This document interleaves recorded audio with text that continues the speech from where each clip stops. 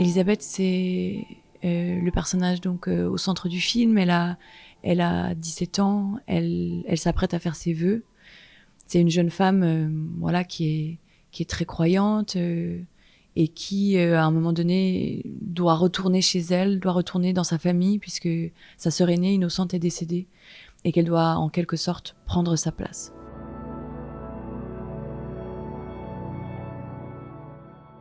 Alors le cahier d'Innocente, qui est donc vraiment un objet très très très important, l'objet central du film, c'est un cahier que j'ai fabriqué avec l'accessoiriste. On a choisi ensemble voilà, le papier, la couverture, et après je l'ai fabriqué, je l'ai écrit, effectivement. Pour l'image du film, j'ai travaillé avec la chef opératrice française Marine Atlan. Et c'est elle qui a proposé de travailler avec la RED parce qu'elle aimait bien la couleur du grain et que comme la question du grain de l'image, c'est vraiment quelque chose qui nous a obsédés pendant toute la préparation, le tournage et même encore en post-production, puisque c'est finalement la première question que je lui ai posée. C'était comment trouver le grain, la juste matière du film, étant donné qu'on est dans un film d'époque, mais qu'à la fois il fallait que ça trouver quelque chose de contemporain dans cette image. Donc voilà, c'est la raison pour laquelle elle a choisi cette caméra-là. Et puis on a tourné avec différentes optiques. On a travaillé avec donc des longues focales. C'était inspiré du travail de Pasolini, l'Évangile selon saint Matthieu. Et des longues focales qu'il y a dans le film, notamment quand il suit les visages des pêcheurs. Et en fait, dans mes recherches, j'ai lu cette phrase qui disait que la vitesse était une force qui avançait contre Dieu, qui est d'ailleurs dans le film aussi également. Et je me disais, mais voilà, c'est peut-être intéressant qu'en fait, Elisabeth et ses amis échappent à la caméra par moment et que justement, ils prennent de la vitesse et qui travaillent contre Dieu, puisque c'est aussi ça le film, c'est travailler avec ou contre Dieu, en tout cas être en recherche. Et donc, c'est ce qui nous a aussi amené à ces longues focales, puisque c'est très difficile de suivre un corps, un visage, quand on est voilà, à des dizaines et des dizaines de mètres, même plus des acteurs. Donc on a travaillé avec ce zoom Cook 200 mm, même doublé parfois en très très longue focale. Et puis il y a eu aussi les Cova qui sont des optiques qui nous permettaient de travailler notamment dans les intérieurs, puisqu'on travaillait dans des intérieurs très petits, très réduits, et qu'il fallait parfois être extrêmement créative pour donner à voir tout cet espace, alors qu'on avait très peu d'espace finalement nous pour circuler. Et donc ces optiques-là nous permettaient voilà, de travailler un peu plus grand angle. Donc ça, c'est pour le côté un peu technique, les optiques qu'on a utilisées pour le film.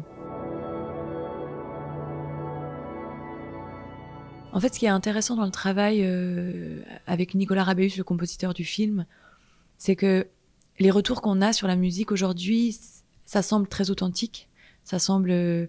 alors qu'en fait, la musique n'est pas du tout d'époque. C'est vraiment lui qui l'a composée. Il a proposé que notre base de travail soit le vent, les cloches et les voix, puisque c'était vraiment la matière sonore de cette époque. Mais à partir de là, il a vraiment recomposé à la fois en allant chercher le folklore de ce temps-là et à la fois en allant en convoquant quelque chose d'aujourd'hui et du contemporain. Et je pense que il a fait ce travail, il a fait quelque chose de magnifique puisque ça sonne très juste avec l'époque, alors qu'en fait c'est une musique qui n'aurait pas pu exister à cette époque. Il y a un moment où il utilise un texte de la Bible qui est notamment, sur la scène avec le feu, la fête Dieu. Le texte original vient de la Bible. Autrement, voilà, ce sont des textes et des rapports de notes, de composition qui sont beaucoup plus contemporains voilà, que le temps du film. Concernant la lumière du film, pour les intérieurs, on a vraiment travaillé avec de l'éclairage. Marine Atlan, donc la chef opératrice, a dompté cette lumière, pour reprendre vos mots. Dans les inspirations, il y avait évidemment le clair-obscur, Caravage, et puis on voulait partir... Le début du film était beaucoup plus classique. On partait pour voilà, quelque chose de l'ordre du classicisme, et puis on allait chercher quelque chose de petit à petit plus expérimental, jusqu'à la scène du cahier qui est vraiment un endroit vraiment très très très de recherche esthétique, visuelle. Et donc voilà, les intérieurs étaient très travaillés. Et par contre, les extérieurs étaient vraiment, voilà, Marine euh, avait de grands draps qui lui permettaient, voilà, d'orienter un petit peu la lumière. Mais sinon, on travaillait vraiment, on essayait de trouver les bonnes positions, de travailler dans les bons décors. Et en fait, c'est ça aussi qui permet le travail de la lumière. En fait, c'est toutes les questions autour de la lumière. De où est-ce qu'on place la caméra, où est-ce qu'on place les acteurs, les actrices, quel est le décor, quel est l'ombrage est-ce qu'on peut travailler de manière ombragée avec les arbres, avec, je sais pas, une montagne ou autre. Donc voilà, c'est ça les questions qu'on s'est posées, surtout en extérieur.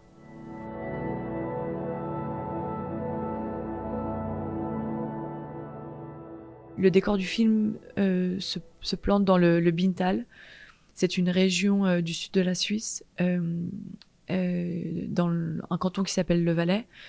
Et en fait, moi, au départ, je voulais tourner parce que c'est un canton qui, une partie est francophone et une partie est germanophone. Euh, et moi, je voulais tourner en Valais francophone puisque c'est de là d'où je viens, où en fait mes ancêtres viennent. Mais c'est aussi un territoire qui est très comprimé, où on est toujours au contact d'une route, où les maisons ont été complètement refaites. Et donc, c'était difficile d'imaginer un film d'époque tourné dans cette région-là. Et donc, on est allé chercher dans les régions un peu plus reculées de la Suisse alémanique. Et c'est pour ça qu'on s'est intéressé au Bintal. Le film, au départ, devait se tourner plutôt en plaine. Et petit à petit, on est arrivé en moyenne et haute montagne, aussi pour des raisons voilà, de véracité, de son, de pollution sonore. Et donc, moi, j'ai dû réécrire le film une fois qu'on a trouvé ses décors, une fois qu'on a trouvé la maison et son environnement. J'ai réécrit le film pour que les territoires bah voilà, puissent correspondre avec la trajectoire d'Elisabeth. Donc, il y a eu vraiment de la réécriture une fois qu'on a trouvé les décors.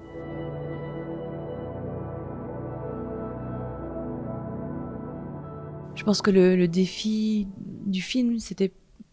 Bon, il y en a eu beaucoup, mais peut-être un qui m'a particulièrement marqué, c'était justement ce désir de, de planter le film à la fin du 19e siècle, de parler de ce temps ancien et à la fois de révéler aussi la société actuelle et donc d'amener le film vers quelque chose de plus contemporain. Et ça, voilà, ça passait par d'immenses recherches, déjà pour comprendre la base depuis laquelle on parlait, et puis comment détourner cette base pour, à travers une couleur, une matière, un cadre, un visage, parler d'aujourd'hui aussi, et de tenir, de tenir ça, voilà, jusqu'au bout du film, jusque dans nos choix de son, dans nos choix de musique, dans nos choix d'étalonnage, de couleurs, voilà, de trouver cet équilibre. Les photos au début du film sont là vraiment pour à la fois convoquer l'histoire à partir de quelque chose, et pour donner aussi la sensation de... En fait, ce qui se passe, c'est que c'est exactement le chemin que j'ai fait moi à travers mes recherches. J'ai commencé par euh, des images, une iconographie, des photographies prises à cette époque, des lectures plutôt écrites, voilà, des textes d'historiens, d'historiennes. Et puis petit à petit, à travers les récits aussi des anciens, des anciennes que j'ai rencontrés, de me détacher de l'aspect trop historique qui est en fait un point de vue sur une histoire et non pas l'histoire dans sa totalité, dans sa complexité, et d'embrasser la fiction. Et donc on passe de photographie à de la peinture, et donc voilà, on va vers l'œil du peintre, donc l'œil fictif quelque part, le regard fictif sur une histoire. Donc ça, c'est vraiment les images du début sont là pour donner à voir cette recherche qui nous amène vers la fiction, et pour ne ne pas dire au public vous allez voir un document historique, ce qui n'est pas le cas. Et je pense que ces photos sont évidemment une base pour comprendre le corps des paysans paysannes, leurs vêtements, mais ça reste des mises en scène. Donc c'est pas voilà, c'est quelque chose dont je me suis aussi détachée à un moment donné. C'est pas des images qui cherchent à raconter des émotions, c'est plutôt on raconte des actions. Et donc je pense que pour le travail de l'image, le travail du découpage et des cadres, j'ai plutôt été chercher voilà du côté de la photographie, de la peinture, d'autres films évidemment.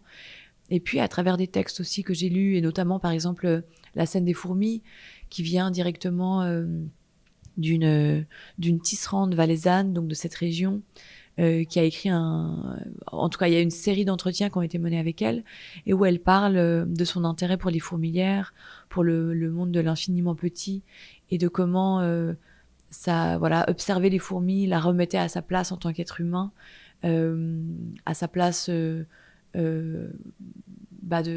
de poussière dans l'univers, de ne pas oublier qu'on n'est pas grand-chose au milieu de cette nature. Et c'est ça qui m'a donné envie de filmer une fourmilière de très près, par exemple, en macro, d'aller chercher ces corps comme ça extrêmement vivants, ces corps de fourmis, cette organisation, comme disait Marie Métraillé, cette âme, ce sont des âmes groupes, alors que nous, en tant qu'humains, nous sommes des âmes individuelles. Et donc voilà, ça passe tout d'un coup par la phrase d'une auteure, et c'est comme ça que petit à petit, on dessine les images, les cadres du film.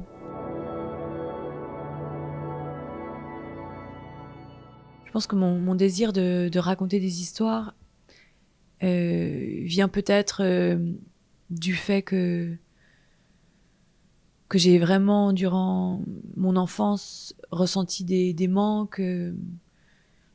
J'ai grandi dans un univers quand même d'hommes, où on représentait beaucoup les hommes.